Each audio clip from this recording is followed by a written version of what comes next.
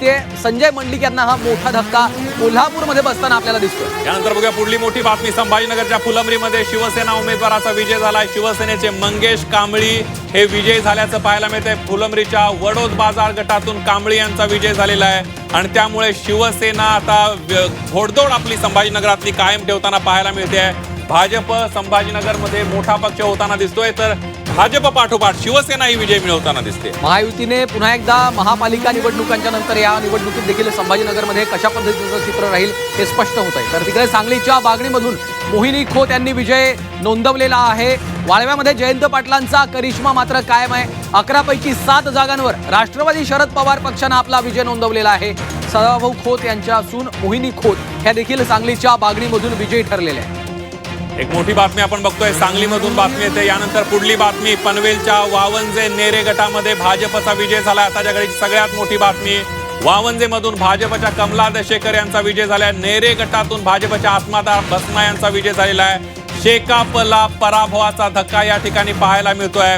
जो बाले किल्ला होता शेकापचा, तिथंच शेकापला पराभव पत्करावा लागला। तर तिकडे मुळशी तालुक्यामध्ये शिवसेना युबीटीचा उमेदवार विजयी झालेला आहे। शिवसेना युबीटीचे आबासाहेब शेळके यांनी विजय नोंदवलेला आहे। राष्ट्रवादीच्या शांताराम इंगवलेंचा त्यांनी पराभव केलेला आहे। राष्ट्रवादी शरद पवार पक्षाच्या महादेव कोंढरे यांचाही पराभव झालाय। मुळशी तालुक्यात शिवसेना ठाकरे पक्षाचा उमेदवार विजय होताना आपल्याला पाहायला। त्यानंतर बघूया पुढली मोठी बातमी, आंबेगावात वळसे पाटलांचा पुतण्या विजयी झालेला आहे। विवेक वळसे पाटील हे विजय झालेले आहेत। आपण बघितलं काही वेळापूर्वी त्यांना 2000 मतांची आघाडी होती आणि ती निर्णायक आघाडी होती असं आपण म्हटलेलं होतं आणि आता ती आघाडी विजयामध्ये परिवर्तित झालेलं पाहायला मिळतंय। विवेक वळसे पाटील यांचा विजय झालेला आहे। विवेक वळसे पाटील हे आमदार दिलीप वळसे पाटलांचे पुतणे आहेत। लातूर मधील झेडपीत भाजप उमेदवार विजय झालेला आहे। भाजपचे अजिंक्य देशमुख हे विजय होताना आपल्याला त्या ठिकाणी पाहायला मिळत आहेत। लातूर हडोळती या झेडपीमध्ये भाजपच्या उमेदवारानं विजय प्राप्त केलेला आहे। भाजपचे अजिंक्य देशमुख तिथे विजय होताना आपल्याला पाहायला मिळत आहेत। लातूर मधलं हे सध्याचं चित्र आहे। भाजपच्या उमेदवारानं विजय प्राप्त केलेला आहे। अजिंक्य देशमुख भाजपकडनं निवडणुकीमध्ये उतरलेले होते, त्यांनी आता विजय प्राप्त केल्याचं आपण चित्र सध्या पाहतो। आपण बघतोय 12 जिल्हा परिषदा आणि 125 पंचायत समितींचे वेगवान आणि अचूक निकाल झी24 तासवर तुम्ही पाहताय। प्रत्येक क्षणाक्षणाचे अपडेट, आघाडी पिछाडी आणि विजय सगळं वेगवान झी24 तासवर। आतापर्यंतचे निकाल आपण बघूयात। उत्तूर पंचायत समिती कोल्हापूरमधून विकास चोथे हे राष्ट्रवादीचे उमेदवार विजयी झालेले आहेत। आतापर्यंत जे विजय झालेले आहेत ते एकदा नजर टाकूयात कोणकोणत्या उमेदवारांचा विजय झालेला आहे। दुसरा विजय आपण बघतोय, सुरेखा केंद्रे आहेत भाजपच्या खंडाळी पंचायत समिती लातूरमधून भाजपच्या सुरेखा केंद्रे यांचा विजय झालेला आहे। यानंतर आपण बघूया पाटखळ गट साताऱ्यामधनं भाजपच्या गौरी नलावडे यांनी देखील विजय प्राप्त केलेला आहे। कुणाकुणाचा विजय झालाय त्यावर आपण एक नजर टाकतोय। शहापूर जिल्हा परिषद अलिबाग काँग्रेसच्या अमित नाईकांनी विजय प्राप्त केलाय।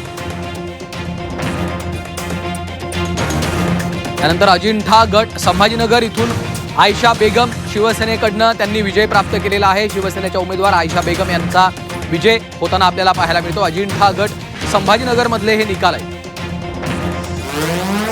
आणखी एक महत्वाची बातमी पाहूयात। सिंधुदुर्गमध्ये नितेश राणे यांचा करिश्मा कायम आहे, कारण देवगड पंचायत समितीमधील 9 उमेदवार विजय होताना आपल्याला पाहायला मिळत आहेत। 14 पैकी 9 जागांवर भाजपनं विजय प्राप्त केलेला आहे। देवगड पंचायत समितीमधील 9 उमेदवार विजय होताना आपल्याला पाहायला मिळत आहेत। सिंधुदुर्गमध्ये नितेश राणे यांचा करिश्मा कायम असताना आपल्याला पाहायला मिळतोय। मंत्री नितेश राणे गेल्या काही दिवसांपासून त्यांनी प्रचाराचा एक प्रकारे झंझावात त्या ठिकाणी केलेला होता आणि त्यांना आता यश मिळताना दिसतंय। सांगोल्याच्या जवळा झेडपीमध्ये आपण बघतोय माजी आमदार दीपक साळुंखे यांचे पुत्र आघाडीवर असल्याचं पाहायला मिळत आहे। सांगोला जवळा झेडपीमध्ये यशराज साळुंखे आघाडीवर आहेत। मोठी आणि महत्वाची बातमी, आतापर्यंत जे सांगोल्याचे निकाल आलेले आहेत 2-3 त्या ठिकाणी शिवसेनेनं बाजी मारलेली आहे। शहाजी बापू पाटलांच्या उमेदवारानं बाजी मारली आहे, तर दुसरीकडे आता माजी आमदार दीपक साळुंखे यांचे पुत्र ही आघाडीवर आहेत। यशराज साळुंखे हे आघाडीवर असल्याचं पाहायला मिळत आहे।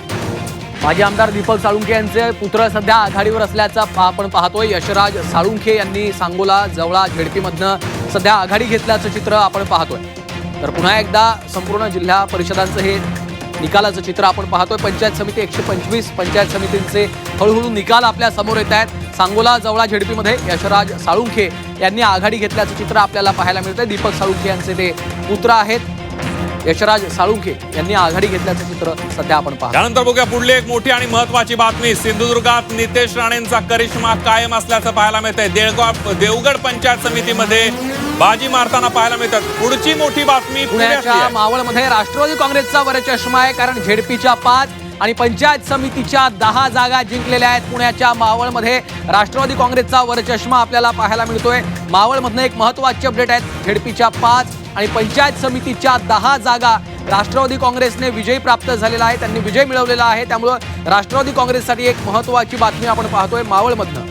अगदी आपण बघितलं तर श्रीकांत, ज्या ठिकाणी झेडपीची 1 जागा राष्ट्र आणि पंचायत समितीच्या 2 जागा अशा प्रकारची ती सगळी रचना असते मतदारसंघांची गटांची, आणि त्याप्रमाणे मावळमध्ये झेडपीच्या 5 जागा आणि पंचायत समितीच्या 10 जागा राष्ट्रवादीनं खिचात टाकलेल्या आहेत. अर्थात पुण्याच्या मावळमधनं आपण पुन्हा पाहतोय राष्ट्रवादीचा वरचष्मा कायम आहे, तर तिकडे सिंधुदुर्गमध्ये नितेश राणे यांचा करिश्मा कायम आहे. देवगड पंचायत समितीमधील 9 उमेदवार त्यांचे विजयी झालेले आहेत. 14 पैकी 9 जागांवर भाजपचा विजय तिथे होताना आपल्याला पाहायला मिळतोय. त्यामुळे भाजपसाठी आनंदाची बातमी आपल्याला पाहायला मिळते. दुसरीकडे ही महत्वाची दृश्य आपण पाहतोय. सिंधुदुर्गात नितेश राणे यांचा वरचष्मा कायम असल्याचं आपण पाहतोय. तर आता ठिकठिकाणी महायुतीकडनं भाजपकडनं सेलिब्रेशनला देखील सुरुवात झालेली आहे. भाजपचे कार्यकर्ते, महायुतीचे कार्यकर्ते हे जोरदार सेलिब्रेशन करताना आपल्याला पाहायला मिळत आहेत. विजयी उमेदवारांच्या विजयी मिरवणुका निघालेल्या आहेत आणि गुलालाची उधळण केली जाते. विजय उत्सव साजरा केला जातोय.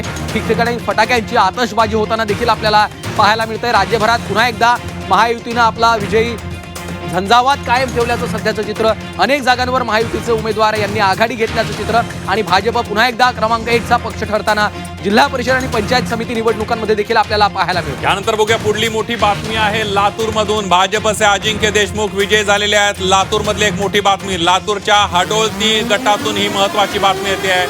पुढची मोठी बातमी कोल्हापुरातून कसबा तारळेमधून राष्ट्रवादीच्या अमृता डोंगळे या विजय झालेल्या आहेत. आताच्या घडाची मोठी बातमी. गोकुळचे माजी अध्यक्ष अरुण कुमार डोंगळे यांची मुलगी आहे अमृता डोंगळे, आणि अमृता डोंगळे यांचा विजय झाल्याचं आपल्याला पाहायला मिळत आहे. कोल्हापूर कसबा तारळे गटातून राष्ट्रवादीच्या उमेदवारांनी विजय मिळवल्याचा पाहायला मिळत आहे. अमृता डोंगळे या माजी अध्यक्ष गोकुळचे अरुण कुमार डोंगळे यांची कन्या आहे आणि त्यांनी विजय मिळवलेला आहे. तर आपण पाहतो राष्ट्रवादीच्या अमृता डोंगळे यांनी विजय प्राप्त केलेला आहे. राष्ट्रवादीच्या अमृता डोंगळे यांनी आपला विजय नोंदवलेला आहे. पुन्हा एकदा गुलाल लागलेला आहे. काय भावना आहेत? पहिल्यांदा हा जनतेचा विजय आहे. हा आमच्या एकनाथ शिंदे साहेबांचा विजय आहे. हा विजय आजचा वाढदिवस आहे एकनाथ शिंदे साहेबांना आम्ही अर्पण करतो. ओके, हा मोठा विजय जो आहे तो प्रामुख्यानं तुमच्या विरुद्ध, शिवसेना विरुद्ध सर्व इतर अनेक दिग्गज या ठिकाणी पाहायला मिळाले. आम्ही काम करतो, आमची सगळी फॅमिली, आम्ही सगळे, त्याचा मोबदला जनतेने आम्हाला दिलेला, आम्ही त्यांचे आभारी आहोत. ओके, परंतु खास करून सुनील तटकरेंनी मोठी ताकद लावली होती या ठिकाणी पराभवासाठी. काय सांगाल आता?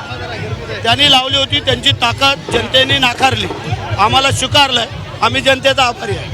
नाही, परंतु तुम्ही म्हटलं की आता भाषणात अंबानीचा पैसा आला, इकडून पैसा आला, त्याचा पराभव झाला. काय नेमकं कुणाचा पैसा? आमच्या विनेरे विभागामध्ये आला होता, तर तो आमच्या जनतेने धुडकावून लावला आणि आमचे निलेश ताटरे, आमचे खेडबिडे, आमच्या मानेताई तिकडे विजयी झाले. नाही, खास करून भाजप तुमच्या सोबत नव्हती, भाजप देखील विरोधात असलेली पाहायला मिळाली.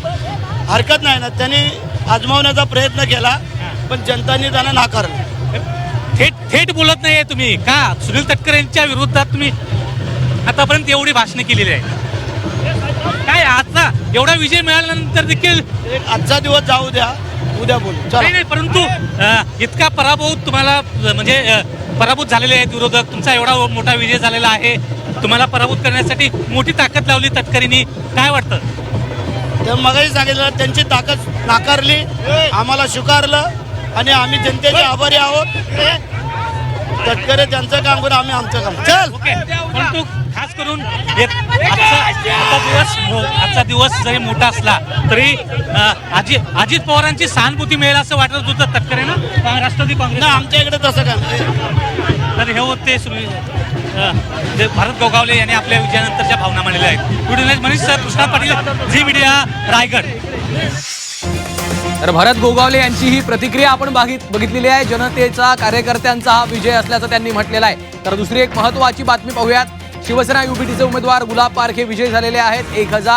664 मतांनी त्यांनी विजय नोंदवलेला आहे. भाजपच्या आशाताई बुचकेंना पराभवाचा धक्का त्या ठिकाणी बसलेला आहे. सावरगाव कुसूर या गटात शिवसेना युबीटीचे उमेदवार विजयी झालेले आहेत. गुलाब पारखे यांनी विजय नोंदवलेला आहे. 1664 मतांनी त्यांनी विजय प्राप्त केलेला आहे. पुढची मोठी बातमी, रत्नागिरीत मनसे विजयाच्या उंबरठ्यावर